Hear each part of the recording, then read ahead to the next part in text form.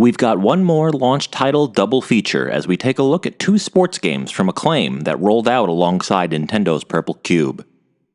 Back in 2001, Acclaim was a company that perfectly represented the middle tier of developer publishers that were more plentiful back at that time. This was the B-tier companies, above that of indie studios and below those AAA companies that dominated the commanding heights of the industry. Acclaim's name was not usually considered a mark of quality, as they had taken a shotgun approach to pushing out all kinds of different games, from licensed games based on movies and television, to sports games, as well as some unique titles it picked up opportunistically.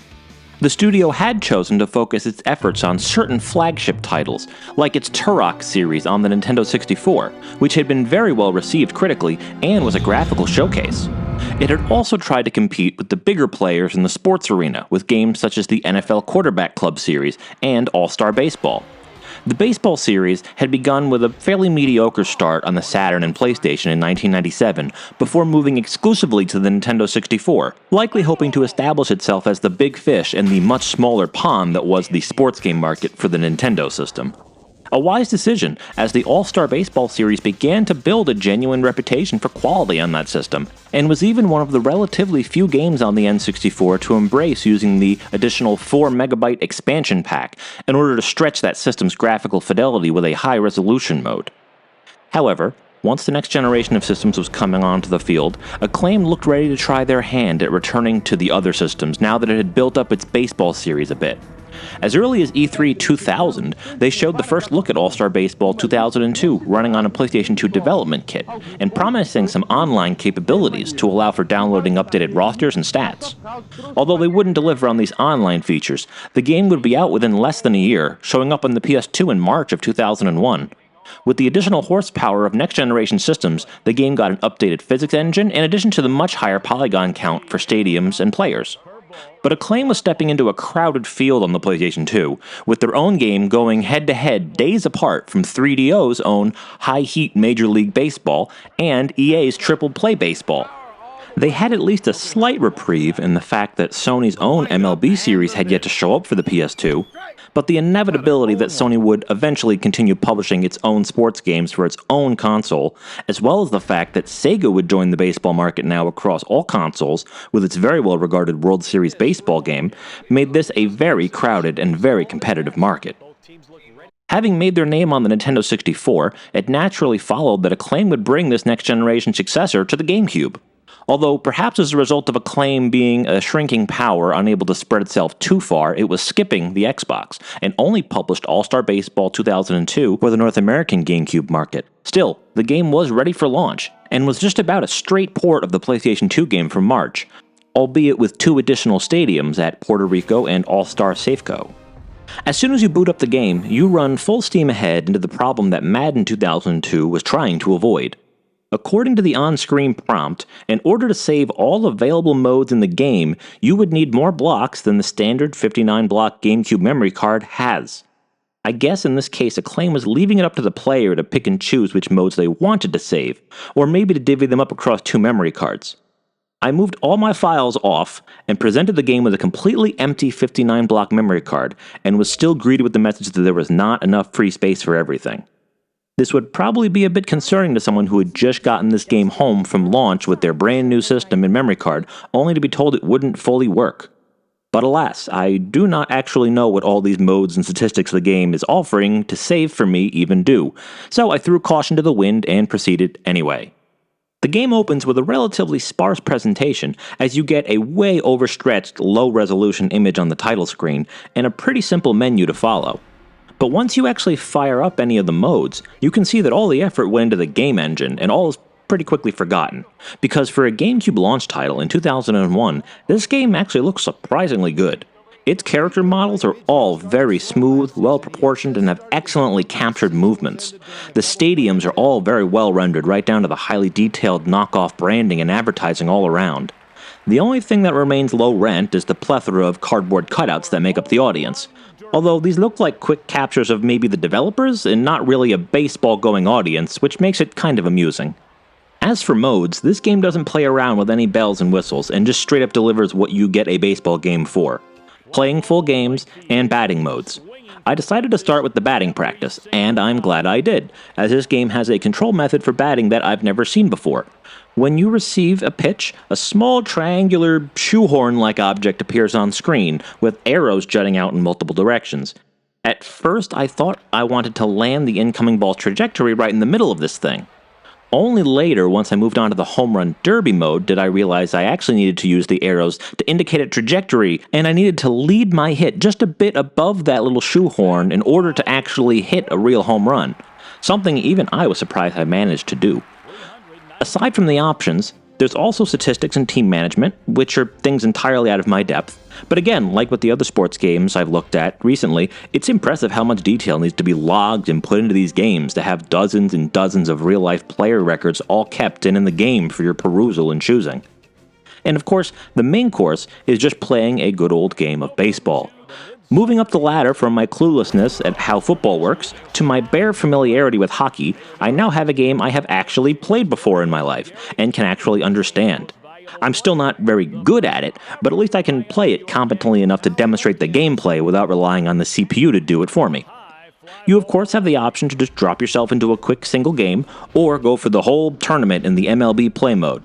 The gameplay between the two is identical. It's just a matter of whether you want to carry on a running streak of games and all the attending scores, progressions, and statistics that go along with it. Getting into an actual game, I was already familiar with the batting system from the first two modes I had tried out. Of course, playing against a real CPU character, this just meant they caught all of my fly balls I managed to hit and put me out and onto the field in very short order.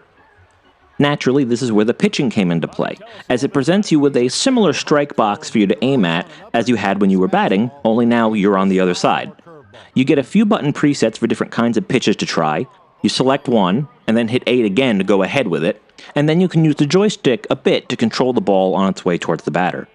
It's a fairly simple and intuitive system, more so than the batting initially was.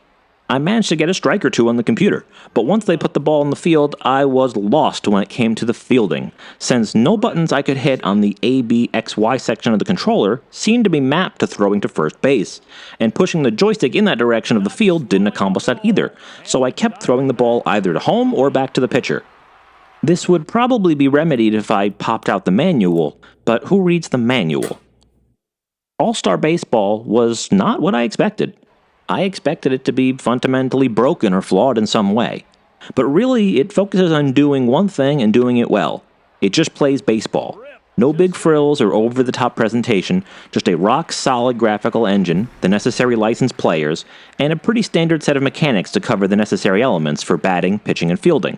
The Home Run Derby mode is the closest thing to additional modes this game has, and that's quite a stretch, as it's something pretty well expected in any baseball game worth its salt. Which is pretty much what this game can be measured as. It's worth its salt. A solid, if unspectacular baseball game. Since it made it to the GameCube first, it could reap the reward of being the only option for baseball fans initially, but that lead would not last long. While Acclaim was trying to break out from playing second fiddle to the big boys with its sports games, it had made a similar bet on its own brand of extreme sports titles as well. After Tony Hawk Pro Skater brought the genre into its own prominence in 1999, publishers had a small gold rush to find other kinds of extreme sports they could translate into video games. Here, Acclaim had actually gotten the jump on the dominant player, as it introduced Dave Mirra Freestyle BMX for the PlayStation and Dreamcast around the holidays of 2000. While Activision wouldn't have its own Matt Hoffman Pro BMX series out for those same systems until the following year. Coming into 2001, Acclaim touted in a press release in April that its Dave Mirra title had sold over 1.2 million copies, and they were already preparing a sequel for all 3 next-generation consoles later that year. They waited until E3 to unveil their plans, but when they did, they showed a strong bet on the GameCube launch, as their company was preparing to publish 3 titles: Crazy Taxi, All-Star Baseball 2002, and Dave Mirra Freestyle BMX 2. This was actually the same number of titles Nintendo planned to publish at launch, and made Acclaim the biggest third-party supporter of the GameCube out of the gate. Having already cut their teeth on a next-generation version of the game on the Dreamcast, the original developer, Z-Axis, was set back to work on improving the series for its sequel. The main focus would be on expanding the levels themselves. The sequel would boast 8 levels, each of which were to be 4 times larger than those in the first game. Acclaim also boasted that the game would allow players to build their own riders and set up their character sponsorships, as well as including some 1,500 different tricks. Hoping to capitalize on its early lead with its own extreme sports game, Acclaim set out a $4 million advertising campaign for the launch of the PS2 version in late August and early September, seeking to pull out all the stops with print, television, internet, and radio ads, in addition to grassroots efforts at branding and consumer giveaways of bikes. The game was relatively well received and was commended for its extremely large levels, improved graphics engine, and tighter controls. The game would arrive on the GameCube 2 months later with a few improvements and touch-ups. This version included 2 more levels, kept a rock-solid 60 frame per second frame rate, and higher resolution textures. Much like with All-Star Baseball, Dave Mirra 2 boots up to a fairly sparse menu. Ignoring the options section, and the misleadingly titled Cool Stuff, which just includes your replays and the movies of the different bikers you unlock. Aside from that, there's just the main career mode, renamed as the Pro Quest so as not to conflict with the Tony Hawk Pro Skater games. There's a free roaming mode that lets you just play around in each level as a sandbox and learn your way around them. There's a session mode, which just gives you a set time to try and rack up your highest score on each level. There's a level editor and the multiplayer mode. Just like with All-Star Baseball, it has everything it's expected to have to push out an extreme sports game in the mold of Tony Hawk, and they definitely went all in on focusing on just sculpting that correctly. Once you get into the game, no matter which mode you choose, you quickly get the impression that this game knows it's the less serious little brother to the Tony Hawk games. This becomes really evident the first time you wipe out and witness the hilarious ragdoll effects that could only be intentional since they have the very well mapped accuracy of a Hollywood stunt dummy. This ragdoll effect continued to get pretty consistent laughter from me during gameplay. The developers and reviewers were not kidding about the size of the levels though, as at least the first level I was able to unlock was indeed very large. Larger than any of the levels I explored in Tony Hawk Pro Skater 3. Unfortunately, unlike the Tony Hawk series, this game seems to really need you to learn its systems to rack up high scores in order to proceed. While it took me a few tries to get past the initial entry challenge to earn 10,000 points, I was then able to do some of the level exploration that I enjoy more than learning trick combos. But I wasn't able with my meager accomplishments to proceed to unlock any other levels. Of course, it should be mentioned that the weapon of choice in this game is the bicycle, not the skateboard. So the actual play mechanics are quite a bit less familiar to anyone used to playing a Tony Hawk game, and you need to better consider your movements and particularly your landing position. Although really for me it was a win-win since I found the wipeouts to be downright hilarious. The other modes don't offer much more. Like I mentioned, the free roam mode just lets you loose with no time limits, and the session mode lets you rake up a high score, which you can just do in the career mode anyway. The level editor is neat, but limited. You clearly don't have the same kind of wide-open, free-roaming arenas that the main levels do, and are instead hemmed into a boxed-in area. The variation in styles it offers is nice, and I quickly constructed a virtual skate park of death traps, but the menu system for selecting and laying down the parts here is a bit cumbersome and cluttered. It really reminds me of the interface to a Microsoft Office program, which is not exactly the kind of intuitive system you want mapped onto a controller. The multiplayer mode turned up some surprising additional fun if you have a second person available to play the game with you, since it has a number of different multiplayer challenges. My favorite to discover was the one that has you each try and outdo each other in painful wipeouts for your character. Again, another sign to me that the development team was making this game as one that does not take itself seriously, and instead goes for being a bit wacky and twisted. Something also backed up by their inclusion of the Slim Jim Man as one of the default characters. The kind of thing that would normally be a hidden character in a Tony Hawk game. Now, graphically, the results are mixed. Like mentioned before, the levels are impressively expanded to a huge scale. But the character models, environmental models, and textures are all a step up from the first game, but still a ways away from comparing favorably to Tony Hawk Pro Skater 3. It would appear the game was ported from the first one and then built off of that, rather than building this one from the ground up for new hardware. Still, I can't deny I had some fun. It's definitely the wacky, immature, younger sibling to the Tony Hawk series, but that's fine. Good mid-range titles used to be the lifeblood of the gaming industry, and for good reason. The industry can only produce so many AAA titles built from the ground up, like a brand new Tony Hawk Pro Skater game. It helps to have other titles to fill out your time once you play through the big ones.